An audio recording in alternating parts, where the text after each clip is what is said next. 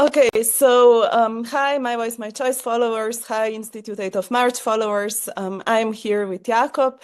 He's one of the members of Global Art Mobilization, and we are talking just on the day of the terrible bombing of one of the flotillas. Jakob, firstly, I would ask you, can you introduce yourself and tell me where are you and what is going on in your life right now? Hi, I'm Jakob Krese. Thank you, Nika, for having me. So I'm a Slovene filmmaker and I'm part of the Global Art Mobilization. I'm now in Sicily.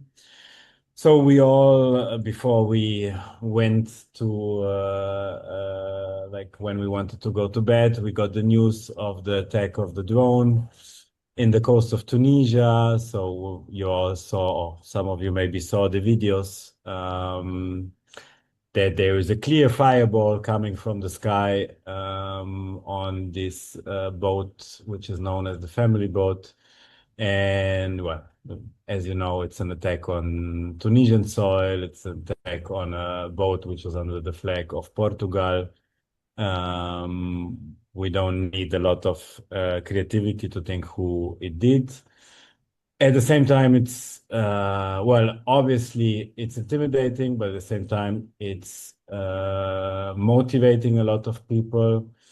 And I think it's super important to now the whole global media is talking about this drone attack, but in Gaza, like 2 days ago, the population of 1 million people got an evacuation order and the people have nowhere to go. They don't want to go anymore. The zone where they should go to, there had been massacres as well. So we're talking about more than 100 dead Palestinians each day. The numbers are getting worse and worse. The attack on Gaza City is getting is so intensive which we really have never seen. So I think it's really important that yes, we have to talk about the flotilla and the attack on the flotilla, which is well attack on the Palestinians, but we have to keep our eyes on Gaza. So now I'm in Sicily. The boat is in technical reparations, and we have to see. I think everybody has to reorganize. We need new safety protocols. We have to prepare for all the cases. So I think like since the beginning of the genocide, we are always saying, but they won't do that. No, they won't do that. And we see they do everything and it's getting worse and worse. And they have a total immunity, total impunity of doing whatever they want. And so we really have to prepare for everything and see what the strategy will be. I talked with a lot of people who decided to go on this journey, and I talked with a lot of people who were also on this journey, and they keep saying it's about genocide. It's not about us, it's about what is going on in Gaza. So how do you see situation there? And what was like the tipping point when you accepted the decision that you will go with your own body and try to basically bring humanitarian help to the people of Gaza? I mean, I think we are so much too late. Like, for me, I at some point I couldn't handle it anymore to see, I come from a family. My mother went to Sarajevo during the genocide and to the besieged city when the war happened. So I come from a family where we learned early on that Muslim lives don't matter that much and that there is a lot of silence. And I grew somehow up with it. But this is next level shit, no? I mean, we're seeing every day on 4K all these dead children, men and women being killed, crying for help. And all we can do is repost, go on the streets, and it's everything is important. But I don't know. At some point I had the feeling I will just die in front of the screen if I don't do anything with my body. Obviously, this comes out of a very privileged position of middle class filmmaker who can just go for 3 weeks, who has a partner who supports this journey totally and takes care of my two daughters.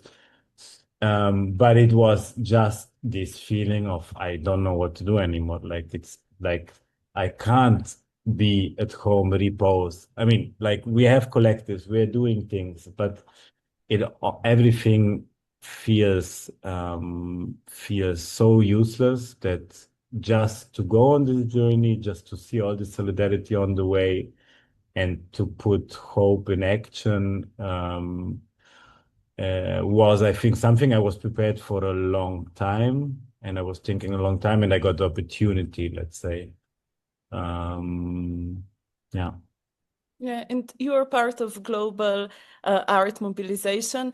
Art is political, always was, and basically your movement is proving that you are there to fight. Can you tell a little bit more about the movement itself, and also about the crew of the people with whom you are now? So Global Art Mobilization actually was born not long ago on an initiative on the Floating Castle Festival. There was a performance and action working together with artists from Gaza, so live streaming with artists from Gaza and doing arts and music together. There was as well this shocking moment of Sarah, a young girl who was part of a choir, who should have participated in this performance, and she was just killed 5 days before it. So out of this initiative, the collective was formed, and what we are trying to do. So we have all kind of people. We have puppeteers, we have journalists, we have musicians, we have artists on board, and it's born out of this urge that what the fuck is happening with us artists, that we're not speaking out or not enough. And we see it all over. I mean, I'm part as well of Filmmakers for Palestine. And I saw it, for example, on Berlinale, where I had a statement. It was just, I think, 3, maybe 4 statements on whole Berlinale about the genocide. And well, it comes down always to the same question. No, it's like the privileged middle class who is more occupied by their little careers, totally fragmented, and privileged enough of not seeing the problems and not seeing the genocide with enough empathy and being basically scared. So I think so. Global Art Mobilization tries to to support to create a community where we can speak out, to ask directly artists, to provoke them as well to speak out, and to use our voices, our stages, our art form as an instrument of resistance. And I'm super happy that this collective is really growing strong. It's very young, and the initiative just started. But I think it's like a super important campaign. We can see Filmworkers for Palestine, for example, is not so old, and they did now a pledge of allegiance with, they found really like more than, now it's already 1,500 signatures from many famous filmmakers as well. So it went really deep into the film industry, and that's what we have to do with the artists in general. And at the same time, what we want to do with the platform is to, so the idea is to have grassroots organization. Everybody should do initiative, provoke in every day on the stages, wherever they can do something. But then we want to collect it and put it in one platform, which as well is important because so many things are going on, but it's very fragmented and we can't find it. And it's really important to make evidence and to unite as well, because in these fragmented actions, we still often feel alone. And basically we're not alone. It's many of us, but we really have to create these virtual spaces. And obviously, most importantly, we're working a lot with artists from Gaza and trying to collaborate with them, which obviously is getting more and more difficult. But basically, yes, we are trying to build this global movement of artists stopping the genocide. Yeah. And like the things which we are seeing, like what Israeli government is doing, like trying to silence down the critical voices, what also like is doing with the support of like US government, Republican and Democratic, we need to be very honest here that both like we're supporting them, like German government and so on, is basically trying to scare people, basically trying to shut down the critical voices, basically trying to paralyze all of us.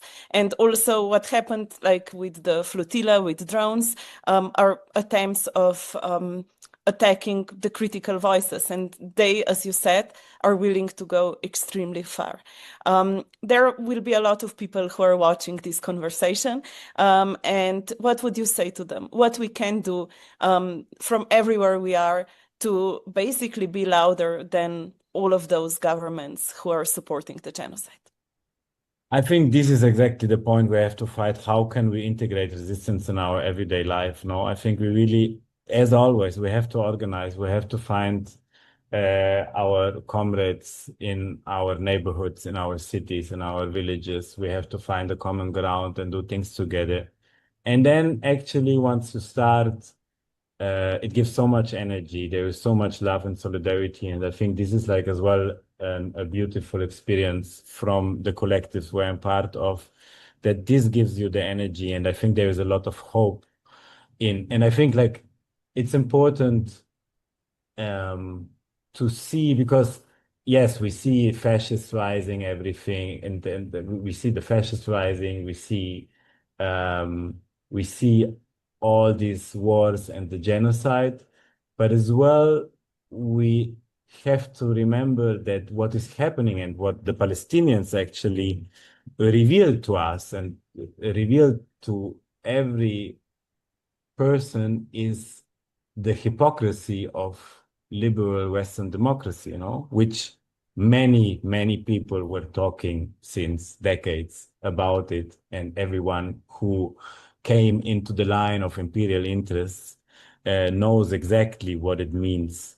And but I think at the end, the Palestinian question and Gaza sparked a global revolution, and it showed how rotten our international institutions are, our governments, our nation states, and how we have an economic system and cannibalic economic system which profits out of every common good for a few people.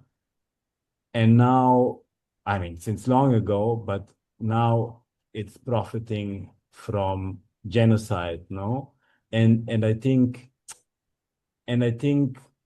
there is no way back. Like whatever happens, there is no way back after this genocide, because everybody knows we have to build everything from scratch. We see that weapons and money are above international law, and there is no way to go back to the United Nations, to all these institutions. We have to build it from scratch. We have to build it with grassroots organization.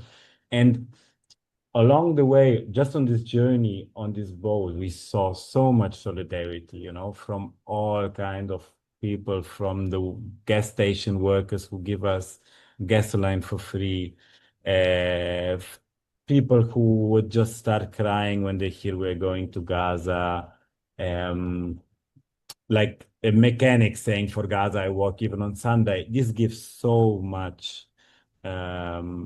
so much hope and so much love. And I think this is important. I think the left, we're so much talking about fighting that we forget to talk about our mutual love and our admiration. And my admiration is to everybody who's doing anything. And I think there is nothing, being on a boat or reposting, nothing is less or more important. No, it's just a question of what can you do and where can you do something. But I think the revealing of the rotten system we have and of this total hypocritical Western liberal democracy is a gift we can build on, and we have to build on. Yeah. So many people said to us when we decided in My Voice, My Choice that we will take our campaign, that we will start with the campaign to stop the trade agreement with the Israeli government and the European Union, that we are basically destroying the movement, that we shouldn't do this, that we became so popular and that now we will lose support of the people. And what happened is that we got hundreds, thousands more of support, that people joined, that people started to speak up. And I fully agree with you that they want to convince us that this is a topic which is divisive. I think that the majority of people don't like what is happening and the majority of people want to change something. And at this point, I would just thank you that you are like right now the voice of so many of us and that you're doing something that so many of us are not, and that basically you're spreading hope and bringing the message further. And we will stand behind you, whatever you decide, and support you on every step of this journey. Thank you, Nika. Thank you.